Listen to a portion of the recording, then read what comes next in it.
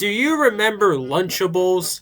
Well, I sure do. I remember eating them as a kid, but they were mostly a treat for special occasions, like the first day of the school year. Were they tasty? Yep, the pizza one was my favorite. But are they healthy? Oh god, no. If anything, it probably took a few years off my lifespan. Now, if you have kids and you're looking for a healthy alternative to Lunchables for your kids to eat, this is not it. So apparently what's happening is that Mr. Beast is teaming up with Logan Paul and KSI to make their own version of Lunchables called Lunchly. That's a stupid name. Now, Mr. Beast is already in a lot of hot water, and teaming up with Logan Paul, of all people, is not gonna help his reputation, considering it's fucking Logan Paul. Now, let me give some advice for any startup businesses. If you decide to work with Logan Paul, you might as well just shut down your company. Fucking Old Yeller that bitch. Because his reputation is poison. And considering Mr. Beast's reputation is also in the gutter, this is just a modern day Axis Powers team up. There's also some awful stuff KSI has done, so none of these guys are good. They're all just narcissistic assholes.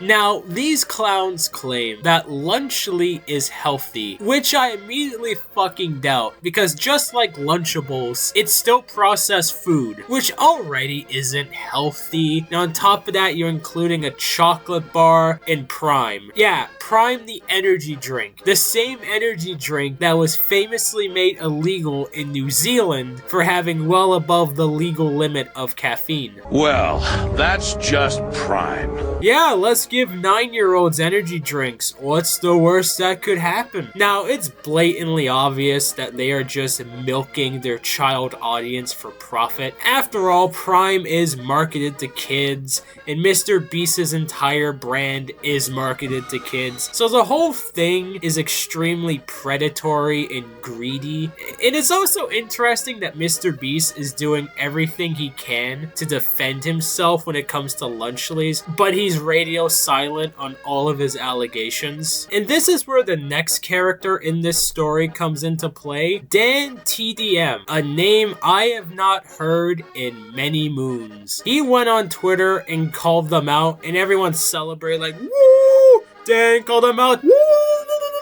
Yeah, go get him, Dan! You play such a huge part of my childhood!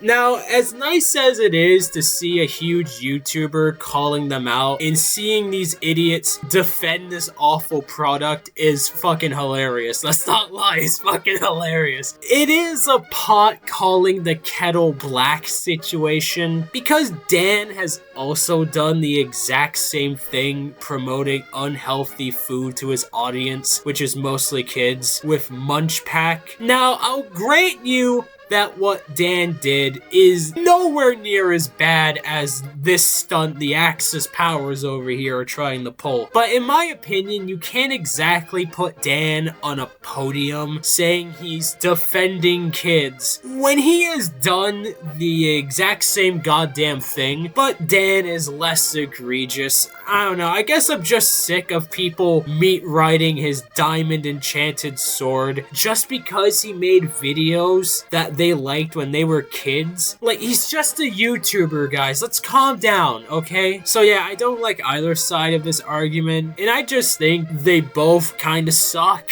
And if any parents are somehow watching this video and want their kids to eat healthy, don't buy them this. Just get them an apple or something. Son, you need to heed my warning. You're young, your brain's still forming, and father knows best. Forget Mr. Beast.